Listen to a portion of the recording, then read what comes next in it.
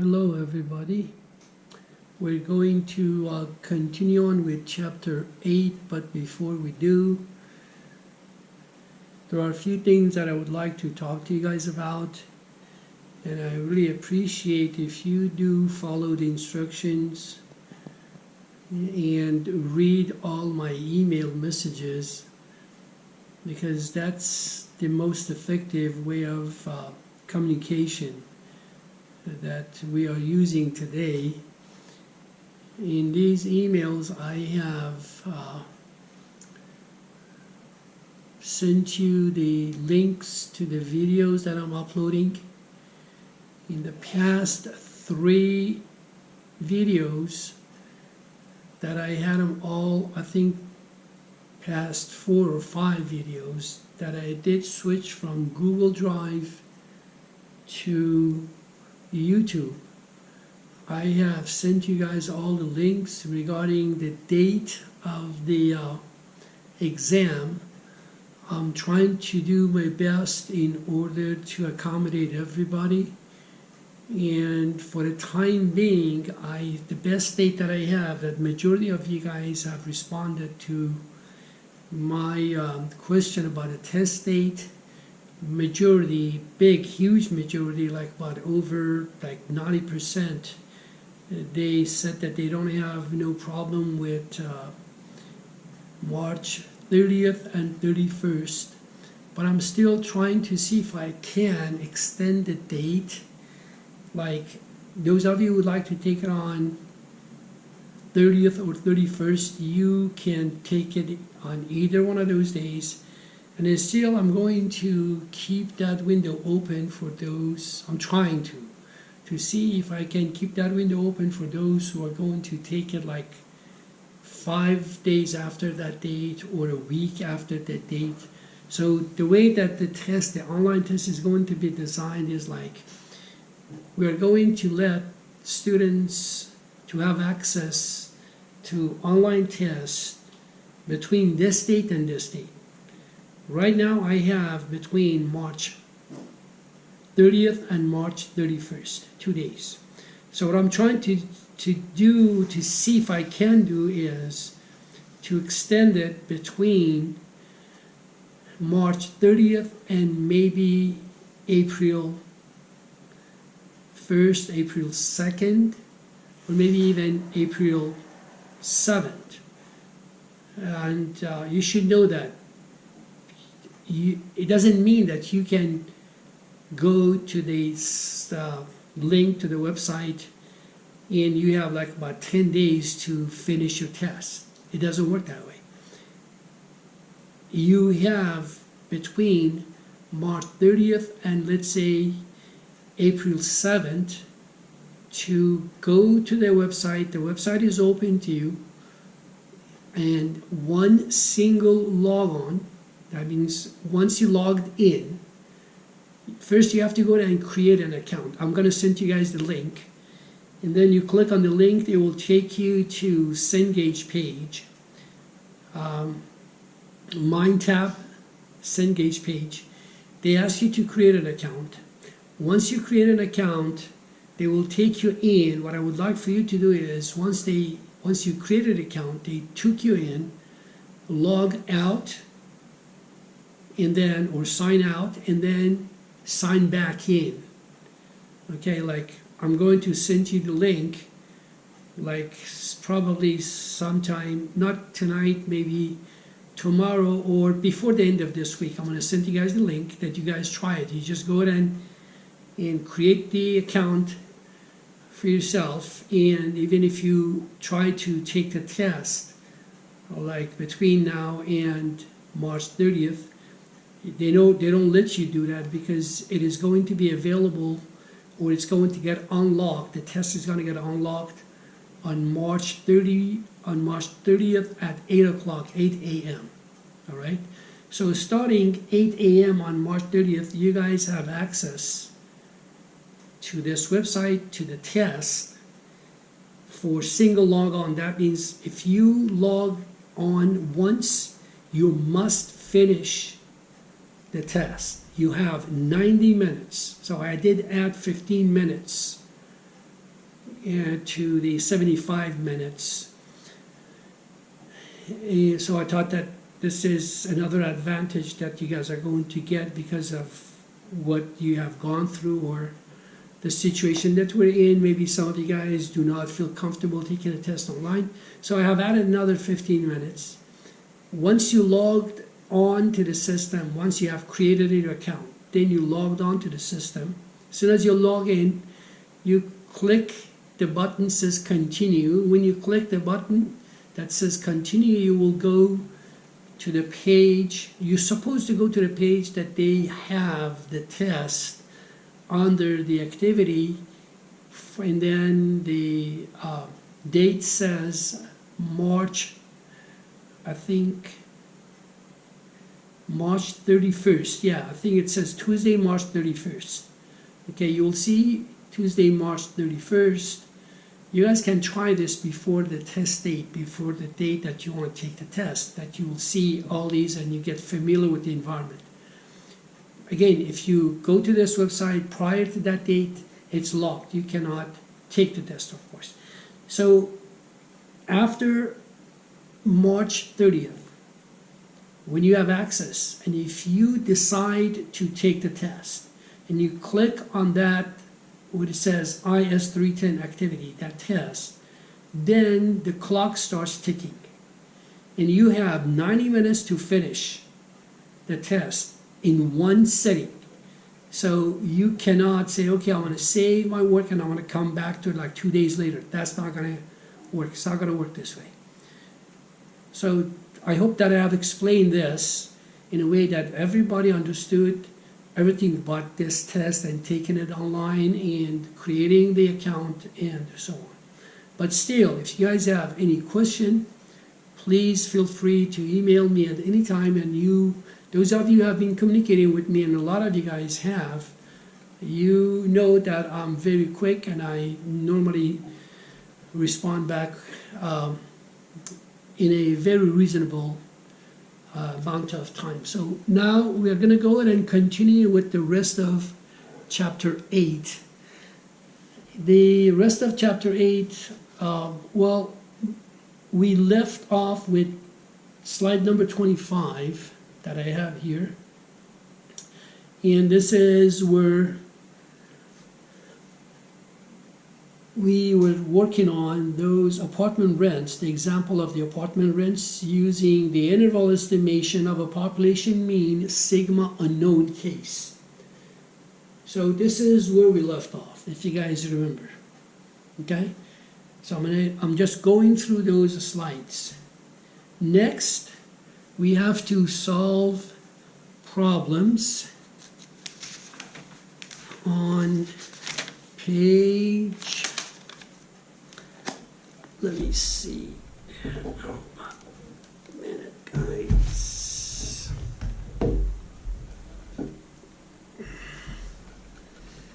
Problem number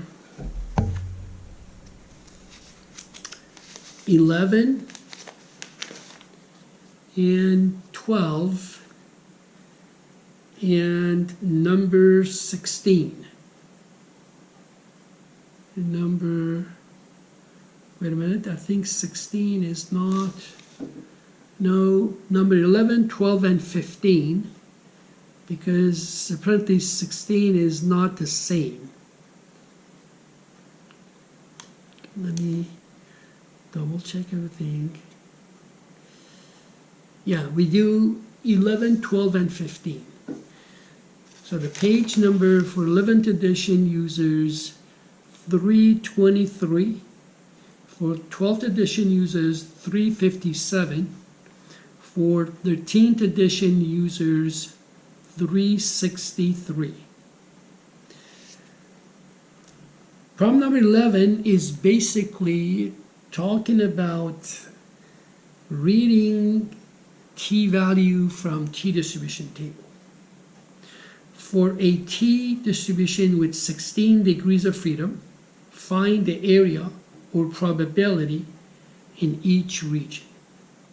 So for this, we have to go to t-distribution table. All right? Part A. part A.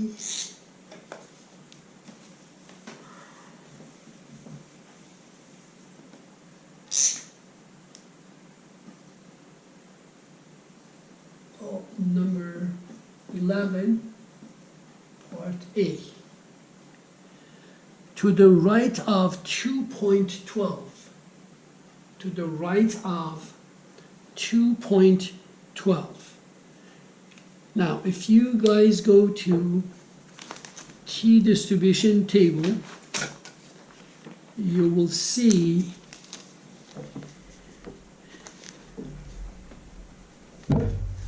this is T distribution table. I hope this is close enough that you guys can see. You guys gonna have to go to your appendix B of your textbook, locate T distribution table, and then locate that number, which is 2.12 with 16 degrees of freedom, all right? With 16 degrees of freedom, 2.12. Now you have to, if you read right here, it says the area in the upper tail.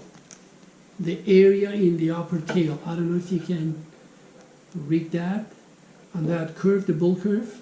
The area in the upper tail. So that means these are all the areas that we read. These are in the upper tails and to the right side.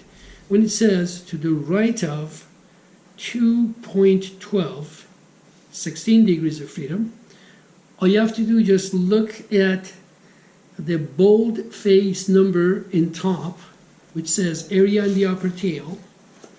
This is where I have my, let me see, that's right there, the area in the upper tail, that is 0.025.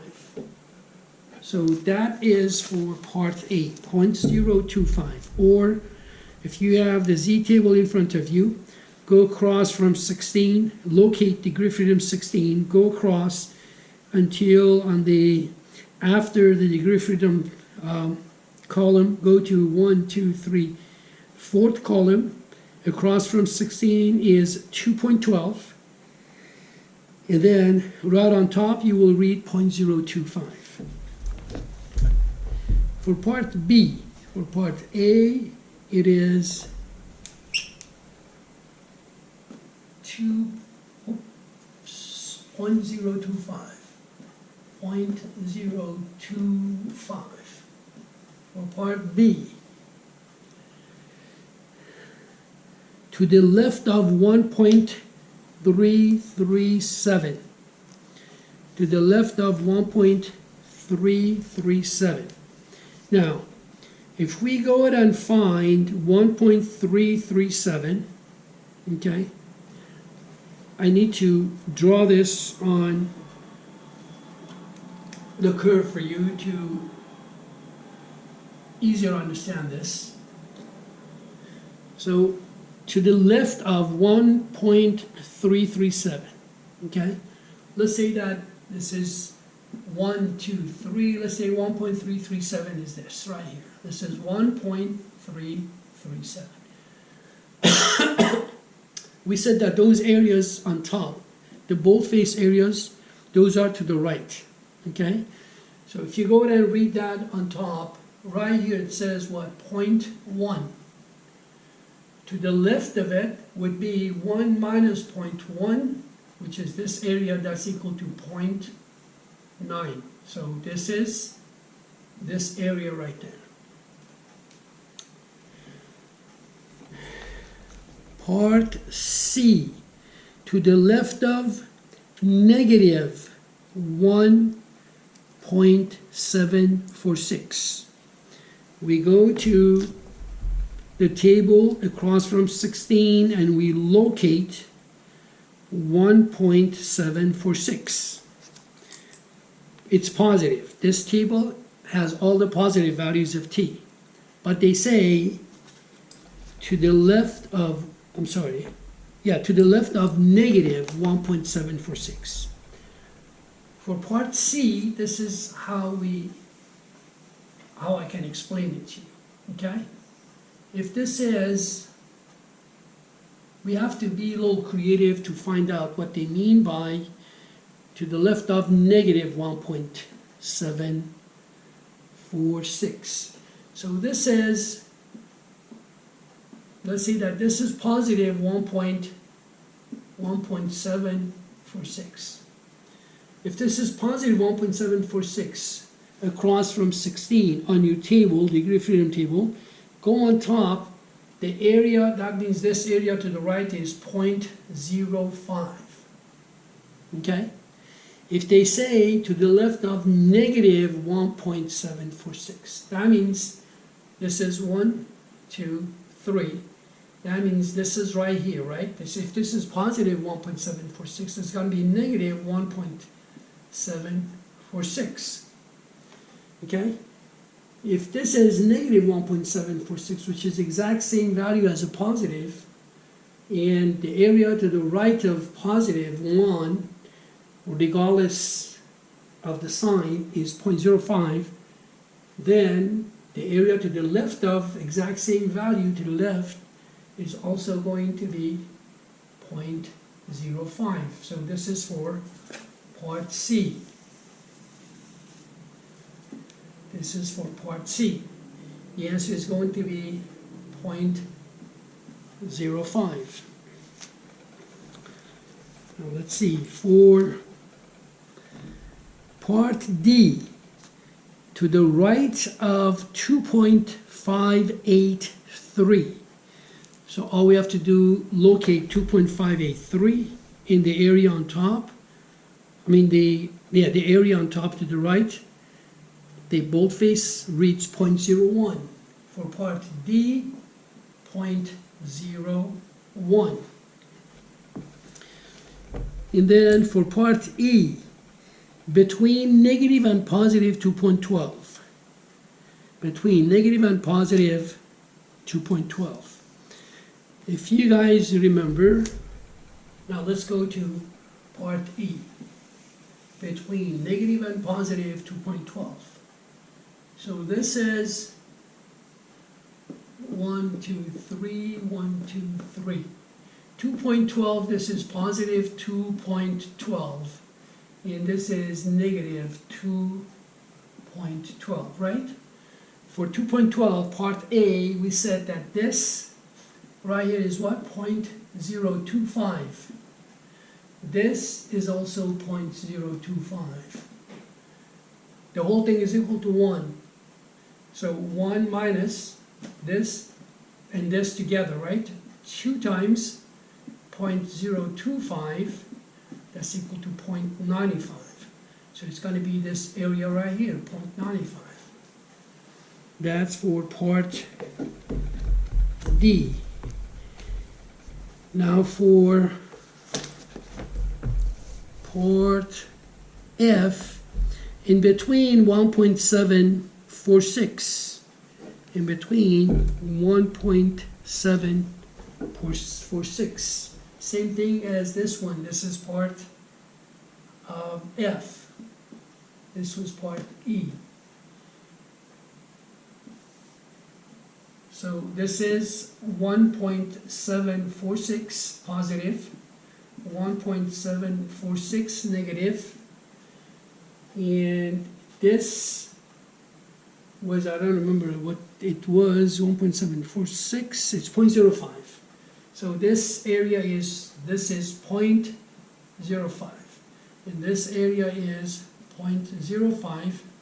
So 1 minus 2 times 0.05, it's going to be 0.1, it's going to be 0.9, which is going to be this area right there. Problem number 12. Find the t-value for each of the following cases. Find the t-value for each one of the following cases. Part A, upper tail area of 0.025 with, so in problem number 11 they were giving us the values of t and they wanted us to find the area to the left, to the right. but with problem number 12, they're giving us the degree of freedom and the area. Then they want us to find the t-value. For upper tail area of 0.025, so we go and locate 0.025 column, and then 12 degree of freedom, and go all the way down to 12 degree of freedom, 0.025, 12 degree of freedom, where they cross 12 degree of freedom and 0.025 column. When they cross, the value is 2.179. The value is 2.179. So this is number 12, part A, 2.179. It's over 20 minutes now. Part B, lower tail area of 0.05 with 50 degrees of freedom. If they say lower tail, we automatically should think that the t-value should be, although they don't have the negative values on the table, but we should automatically think that this is going to be a negative value. If you go ahead and locate the let's see, 50 degrees of freedom under the column 0.05, when they cross, the value is 1.676, but it is a negative value, 1.676. B, negative 1.676. Part C, upper tail area of 0.01 with 30 degrees of freedom. Just locate 0.01 column all the way down across from 30 degrees of freedom. The value is 2.457. 2.457. Part D. Part D, where 90% of the area falls between these two t-values with 25 degrees of freedom. That means, this is what they mean. Part D, 90%, this is 0.9. If this is 0.9, falls between these two values. That means this is 0.05. That means this is 0.05, right? And then if they give you the degrees of freedom, and that is 25 degrees of freedom, you go and locate 0.05, and they call them 0.05, go down across from 25 degrees of freedom. It is going to be 1.708. So since there are two sides, we say 1.708 negative and 1.708 positive. For part E, we're 95% value between, where 95% of the area falls between these two t-values with 45 degrees of freedom. You go to 45 degrees of freedom, and then for part E, I'm going to show it over here. Part E, so 95, this is 0.95 in between, and this is 0.025, and here is 0.025. Under the column 0.025, right across from 45 degrees of freedom, the value is, this is 2.014 for positive, and negative 2.014 for this one right there. So those are the two t-values. This is the end of problem number 15. No, I'm sorry, problem number 12. So I'm going to do problem number 15 in the next video. I'll see you guys later.